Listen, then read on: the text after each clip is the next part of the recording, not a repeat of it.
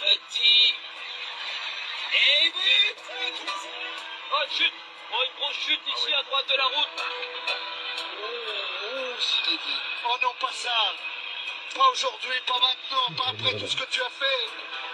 Allez, allez. Il s'appuie comme un grand, comme un champion de l'air. Il va le faire, il va le faire. Il va faire mort tranquille au championnat du monde de Paris.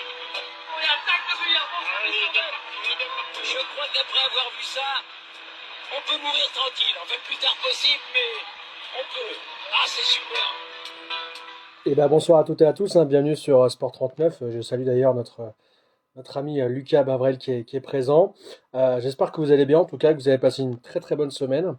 Avant d'attaquer l'interview du soir, je voulais juste vous rappeler que ce week-end, c'est week-end de derby en rugby en Fédéral 2 entre Lens et Saint-Claude. Alors bah, comme d'habitude, hein, moi je souhaite bonne chance aux deux équipes, qui a un super match. On essaiera d'ailleurs d'avoir un joueur d'un des deux clubs, alors non pas la semaine prochaine, parce qu'il n'y aura pas d'émission exceptionnellement, parce que repas de Noël du travail, mais en tout cas, je vous donne rendez-vous dans 15 jours. Et il y aura aussi une autre invitée, membre de l'équipe de France, une discipline qu'on n'a pas encore couverte dans le média. On va essayer de caler ça pour dans 15 jours, mais en tout cas, voilà, nouvelle discipline à découvrir dans 15 jours, donc ça va être top. En tout cas, là, on est tombé en pleine danse, c'est l'hiver. Le ski nordique est revenu, comme on a pu le voir avec le combiné nordique, notamment le biathlon. Mais cette période de décembre, c'est également une période, début décembre, hein, où chaque année, c'est le marronnier, c'est le retour de la mythique Saint-Élion.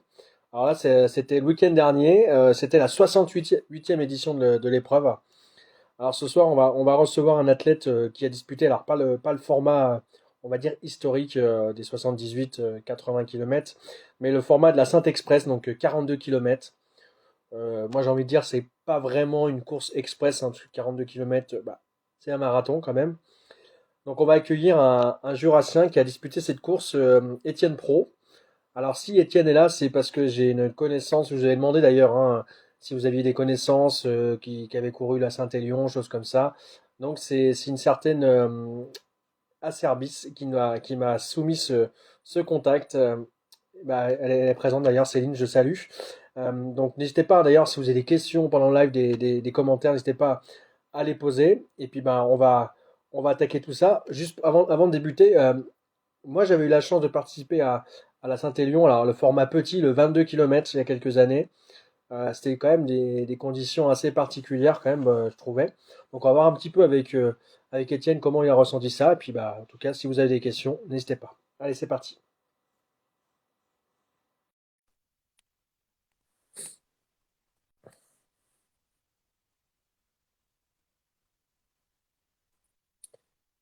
Bonsoir Étienne. Alors attends, j'entends pas. Je sais pas s'il y a le son, peut-être mettre du son. Je sais pas si c'est les oreillettes ou pas. Non, pas du tout. Alors est-ce que tu peux mettre peut-être ouais, parce que là tu as des écouteurs, c'est ça? Alors, peut-être qu'ils sont pas connectés. Je sais pas parce qu'il y a peut-être pas le micro. Ah, parce que pour l'instant, alors je sais pas vous, mais en tout cas moi je l'entends pas du tout. Euh, on va attendre que ça. Peut-être qu'il va se reconnecter. Alors,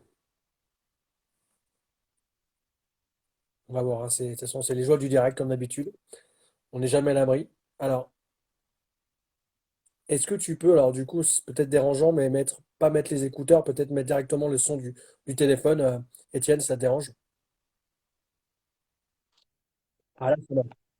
Parfait. Désolé, hein, Non, c'est très la bien. technique, c'est un petit peu particulier. Alors, comme je le disais avant que tu arrives, c'est notre amie Céline Acerbis que tu dois connaître qui m'a suggéré ton prénom parce que tu me demandais bah, qui c'est qui t'a donné mon nom. Alors, on dévoile pas nos sources, mais bon, là, ça va, c'est une fille que tu connais.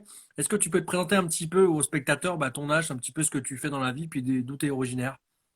Eh ben ouais, pas de souci. Moi, je m'appelle Étienne. Du coup, comme t'as dit, j'ai 33 ans et je suis pompier professionnel et j'habite à Champagnole. Je suis pompier professionnel sur Dole. Donc, qui dit pompier dit quand même sportif, quand même accompli, hein, comme on dit, professionnel notamment. Avant de revenir un petit peu sur la Saint-Élion, Tu as une petite carrière quand même, j'ai regardé en préparant l'émission de trail. Est-ce que tu peux nous décrire un petit peu les courses que tu as déjà effectuées, un petit peu depuis combien de temps tu t'es mis un peu dans le trail, un petit peu tout ça? Ouais, moi ça fait, je dirais, 2015-2016 que j'ai commencé à courir et puis à vouloir faire un peu de trail. Avant, j'étais plus footeux et sport collectif. Mhm. Et du coup, j'ai voulu basculer un peu sur le trail pour de l'individuel et puis dépasser un peu les limites que je pouvais dépasser. J'ai Comment commencé. je te coupe 30 secondes parce que c'est intéressant ce que tu dis. Tu parles que tu es passé du foot au trail. Il y en a de plus en plus de footeux qui passent sur du trail. Comment t'expliques un petit peu cette reconversion, cette transition? Eh ben, plus pour, comme je disais, pour dépasser un peu les limites, Mhm. essayer d'aller chercher un peu, sortir un peu de son confort en fait, je dirais. Et notamment, enfin moi j'avais un peu de mal après à me priver de tous mes week-ends avec le foot et qui était un peu compliqué. Là, je peux plus gérer moi comme j'ai envie en fonction des courses que je vais faire. C'est surtout pour ça que j'ai basculé sur le trail, quoi. Et du coup, alors les premières courses, explique-nous un petit peu comment ça s'est passé, les formats, un petit peu les sensations, parce que c'est jamais simple, hein. Et ben, ouais, c'est jamais simple, c'est sûr. J'ai commencé, on va dire, par du format assez court qui commençait 15, 20, 25. Et ensuite, j'ai tout de suite voulu augmenter un peu plus sur le format marathon Mhm. qui m'a assez plu, 42 kilomètres. Et à partir de 2019, j'ai voulu faire du plus long, en sachant qu'en 2017, j'avais quand même aussi fait la Saint-Élion au format long. On Et, reviendra après là-dessus, sur l'expérience. ouais, et du coup, en 2019, j'ai fait 90 kilomètres du Mont Blanc, au marathon du Mont Blanc.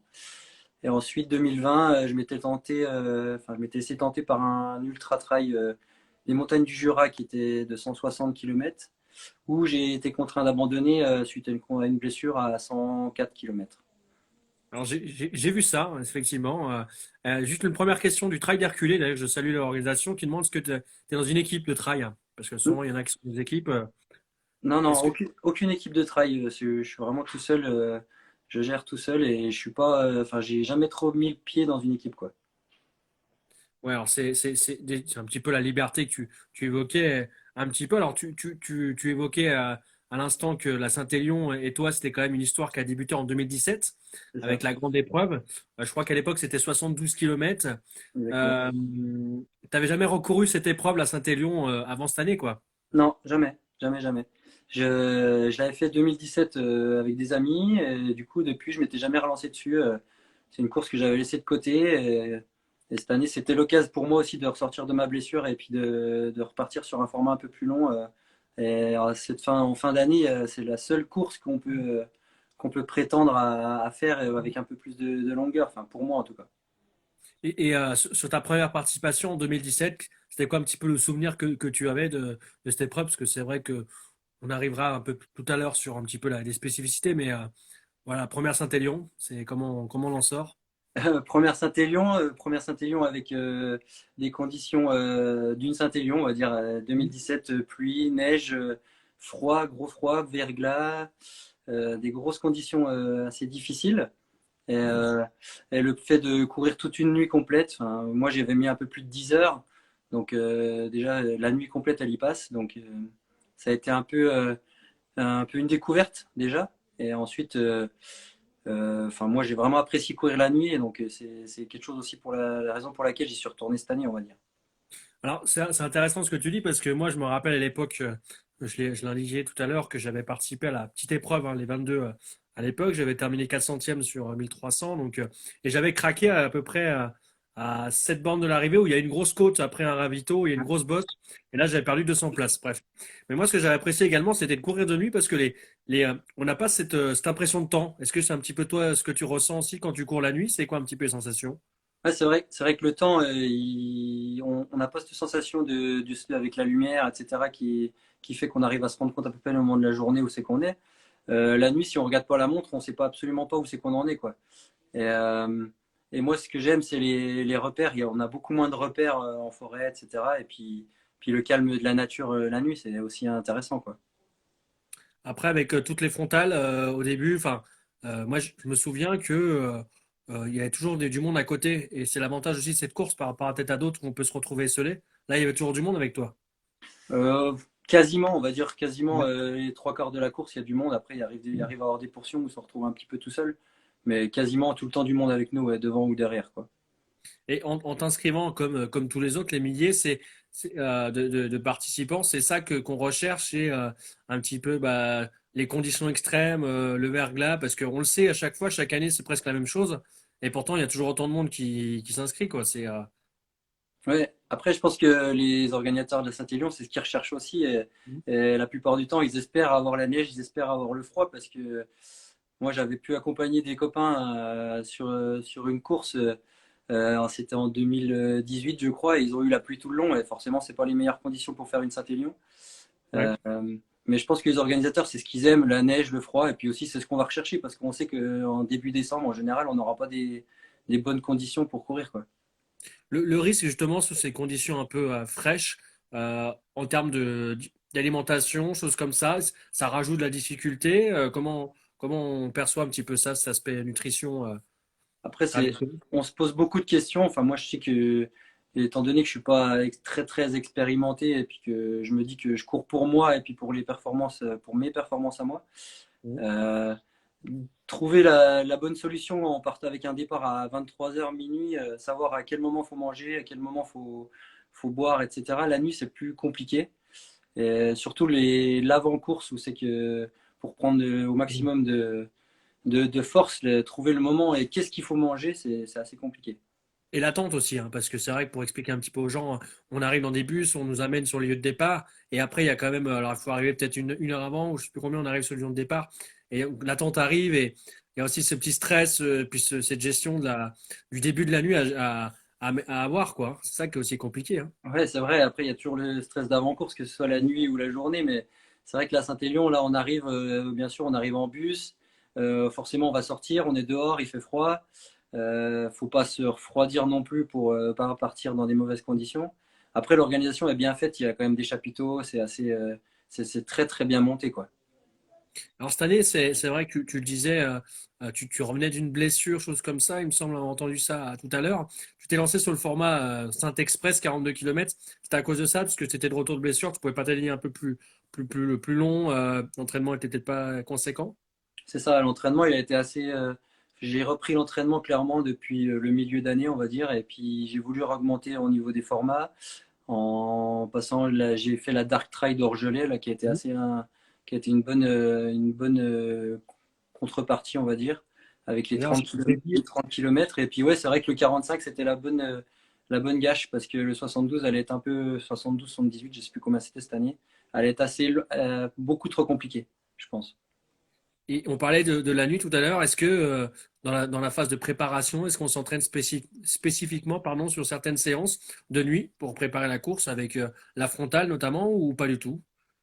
Euh, Pas forcément, mais après, voilà, sur les fins d'année, on sait que dès qu'on va aller s'entraîner le soir, sortie de travail ou sortie de fin de journée, on n'aura pas le choix que de mettre la frontale puis aller courir de nuit. Donc l'entraînement, il est aussi en fonction de ça, quoi. Et par rapport à ta course, alors, est-ce que tu peux revenir un petit peu dessus? Alors, j'explique juste un petit peu le résultat en soi, hein. Tu termines en 4h59 et 58 secondes, hein, en dessous des 5 heures, 476e sur 3100 arrivants. Donc, quand même, un sacré résultat. C'était l'objectif visé de passer en dessous des 5 heures. C'était quoi un petit peu les. L'objectif, il était en dessous des 6 heures, on va dire. Je courais avec mon Ah, beau-frère. Je courais avec mon voilà. beau-frère, donc on était Là. plus parti sur une reprise en dessous de 6 heures. Euh, Même si je mets rarement des objectifs parce que j'aime juste me dire que j'ai réussi à finir. C'est juste aussi pour ça que je m'aligne sur les courses. Après, oui, forcément, en dessous de 5 heures, il est bien. Ma montre m'annonçait pas ça parce que je pense que j'ai pas déclenché au bon moment, mais j'étais persuadé d'avoir dépassé les 5 heures. Être en dessous des 5 heures, c'est bien.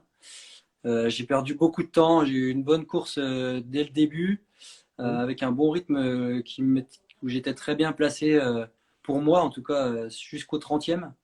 Et j'ai attrapé des douleurs un peu gastriques à partir du 30e, j'ai perdu, je pense, 200 à 300 places sur les 15 derniers kilomètres. Et c'est là où arrive la fameuse bosse hein, que j'évoquais tout à l'heure, C'est après le ça, ravito, qui quoi, qui doit faire 1 kilomètre, je sais plus combien elle fait. c'est ça. Euh, Je crois un petit peu moins, je crois. Je sais que ma coach m'avait dit, elle me l'avait mentionné. Je m'en souvenais plus forcément depuis 2017, mais elle me l'avait rementionné comme quoi il y avait cette côte là, à près 5 km de l'arrivée. Et celle-ci, ouais, elle fait mal, quoi.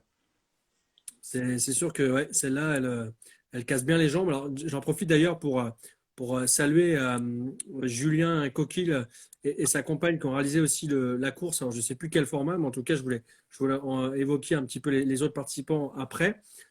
C'est quoi un petit peu la suite pour toi, Étienne? Parce qu'après une course comme ça, bon, il y a quand même de la récup derrière. C'est quoi un petit peu tes projets pour 2023, du coup, parce qu'on arrive en fin d'année là? Bah, ça a été la discussion là justement avec Anaïs là, qui me suit et qui m'aide à me préparer. Anaïs Euh, Labelle, qui nous précise pour les gens qui connaissent pas, mais une grande triathlète. c'est ça. Et du coup, on est en pleine discussion entre guillemets.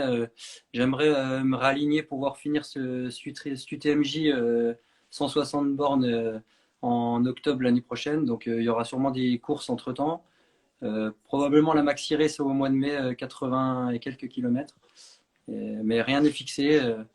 Je cours aussi en fonction des sensations et puis de mes blessures et du corps. Il faut savoir aussi s'écouter. Je pense j'essaye. Je m'écoutais pas assez avant et je pense que maintenant il va falloir. Je vois Julien Coquille qui laisse un petit commentaire. Je vais en parler de ta course, Julien, pas de souci. Qu'est-ce qu'on apprécie quand on court aussi longtemps? C'est quoi? Parce qu'il y a beaucoup de gens qui disent bah faut être zinzin pour faire autant. Bon, on dit souvent déjà entre 18 et 20, c'est un bon début. Et puis tout de suite, on veut passer encore toujours plus loin, toujours plus longtemps. Alors toi, 80 bornes, c'est quoi un petit peu ce qui te plaît dans ce genre de course? Et ben, c'est aussi ça, se découvrir soi-même parce que savoir jusqu'où le corps il est capable d'aller et jusqu'à ce que. Et c'est beaucoup de mental. Pour moi, c'est beaucoup de mental. À partir du moment où le physique il va plus suivre, ça va être la tête qui va reprendre. Donc aussi, comme je disais tout au début, c'est dépasser ses limites. Et moi, j'ai appris beaucoup sur moi-même et sur mes capacités en courant tout seul et en me retrouvant tout seul sur du long format, quoi. Et la blessure que tu as traînée, du coup, c'était quoi là, enfin l'an dernier, puis on va en arriver cette année là sur. J'ai pris une tendinopathie rotulienne qui m'empêchait de courir plus de 10 km pendant bien longtemps. C'est sûr que 10 bornes, si on peut pas courir plus de 10 bornes et on essaye d'en faire 40 ou 80, c'est sûr que C'est ça. c'est pas la même. Alors justement, je me permets, là, on va rester un petit peu en ligne ensemble, Étienne, mais je voulais aussi mettre en avant les autres Jurassiens qui étaient présents le week-end dernier sur la Saint-Élion. Alors, et d'ailleurs, j'ai tous les résultats des Jurassiens qui sont alignés sur le grand format. Alors, on va essayer de faire assez vite, mais il était présent d'ailleurs tout à l'heure, et je pense qu'il l'a encore, Julien Coquille, qui a réalisé quand même une sacrée performance. Tu vas en parler parce que il a terminé 107e de la course sur le grand format en 7h54. Donc, il est à presque 10 km/h de moyenne sur plus de 80 bornes, 78 bornes et 9. C'est quand même impressionnant, quoi. Ah oui, effectivement, oui. Très impressionnant. C'est quand même un truc assez dingue. Et puis, il y a aussi un autre footballeur, peut-être que tu dois connaître, Cédric Barbeau, qui était défenseur à Coteau-de-Seye à l'époque. Lui qui a terminé 369e en 8h50, terminé dans la fourchette en dessous des 10 heures. Je vois aussi Sébastien Régnier, 622e. Il a fait 9h19. Benjamin Labalec, le frère de ta coach, Anaïs, qui a couru en 10h10. Après, il y a Alexis Toury, 12h46. Je crois que j'ai raté aussi Romain Gavant, hein, Running Conseil, 2477e en 11h19. Stéphane Chaillon aussi, 12h14. Et je voulais terminer aussi par une fille assez bizarre, enfin bizarre, exceptionnelle, j'ai envie de dire, parce que elle a fait la Lyon-Saint-Élion. Oui. Donc, troisième féminine, Maud Méry, qui s'est installée depuis quelques années à l'Avant-les-Saint-Claude. Là, on est encore à un format ultra. Mm. C'est un truc qui pourrait peut-être te convenir pour la suite ou pas? Ouais, peut-être c'est vrai qu'il a le format, enfin la disposition de la course comme elle est faite est très intéressante parce que le premier aller jusqu'à Saint-Étienne n'est pas forcément comptabilisé. Il faut juste le faire dans un format de temps à respecter. C'est vrai que au final, plus on va arriver vite, plus on aura du repos, mais il faudra quand même repartir à partir de minuit. Donc oui, ça serait une course qui serait intéressante, mais difficile à gérer, je pense. Bon, il dit qu'il est un petit peu déçu de sa course, Julien, en dessous de 8 heures quand même, 107e au général, 24 Master 1, Master 2. Bon, il est un petit peu trop ambitieux, notre ami, ou il reste compétiteur. Toi, tu comprends un peu pourquoi il écrit ça? Ouais, je sais pas. Après, moi, enfin, j'ai pas des objectifs de temps forcément, ni de place. Après, forcément, quand on se fixe quelque chose et qu'on n'est pas dans notre temps, on va forcément être déçu. Mais je pense qu'il peut être largement fier de lui parce que faire en dessous des 8 heures sur le format, c'est impressionnant. Après, c'est la moyenne qui est assez intéressante, quoi. Parce que c'est vrai que on parle de résultats, on parle de performance. Et là, j'ai cité quand même pas mal de gens qui ont des niveaux différents, voilà, qui ont eu un parcours différent sur cette course. Est-ce que c'est pas là l'essentiel? C'est d'abord de terminer parce qu'à chaque fois, même quand on n'est pas bon, on se dit bon, bah allez, on va d'abord finir parce que c'est quand même le plus important. Ah bah oui, oui, bien sûr. Enfin, toutes les courses Il que y moi en a j'ai qui pu, abandonnent. Il y en a quand ils sentent qu'ils sont pas dans les clous, qu'ils vont pas, ils abandonnent, ils arrêtent quoi. Donc, ouais. Après, c'est beaucoup de sacrifices de pouvoir s'aligner et puis avec les entraînements qu'on a pu faire. Donc s'arrêter parce qu'on n'est pas dans l'objectif temps. Après, chacun voit la course comme il l'a envie. Moi, je sais que mon principal objectif, c'est de terminer. Après, voilà, forcément, la place, elle donne une indication, mais finir, ne pas être arrêté dans les barrières temps et puis terminer et passer cette ligne d'arrivée, c'est surtout ça, sur ça mon objectif à moi, en tout cas. bon, en tout cas, tu l'as réussi. En tout cas, félicitations encore, Étienne. Bravo Merci. encore pour la performance et bravo à tous, hein, parce que c'est vrai que c'est quand même une sacrée aventure. Et même Julien qui dit il manquait de foncier. Moi, je voudrais bien voir son foncier, en tout cas, me tenter. En tout cas, plein de bonnes choses pour la suite, Étienne. Merci. On essaiera de suivre ça sur Instagram. On pourra retrouver l'émission dès demain sur YouTube. Tu pourras la partager avec tes collègues du centre et collègues féminines du centre, Ouais. qui doit être active aussi, hein. Et puis, bah, je te souhaite plein de bonnes choses. Passe de bonnes fêtes en tout cas. Eh ben, merci beaucoup. Et puis à bientôt. Merci, à bientôt. Bonne soirée. Bonne Ciao. soirée. Alors merci à vous pour la présence. On va s'arrêter là pour ce soir. Juste avant de terminer, une petite info hein, pour ce week-end. Ce week-end, c'est la dernière journée. Alors, vous allez dire que je vous en ai rien à foutre, mais je vous le dis quand même. Ce week-end, c'est la dernière journée du championnat par équipe de tennis de table, Régional 1. Et il y a un derby entre Annan-Beauvoisin et Mouchard. Et les deux clubs sont à la lutte pour le maintien. Et il y a aussi le club de Morée aussi. Donc trois clubs jurassiens un petit peu en difficulté. Tout va se décanter ce week-end, samedi. On espère que ça va aller pour les trois clubs. Et bravo aux Jurassiens, comme le dit Benjamin. Bravo à toi aussi.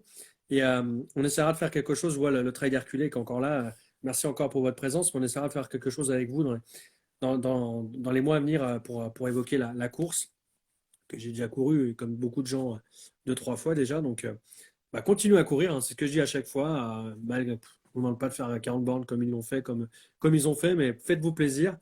Passez une bonne soirée et puis bah, je vous retrouve donc dans 15 jours du coup avec deux nouveaux invités au minimum. Donc passez une bonne soirée et puis à très bientôt. Allez, ciao.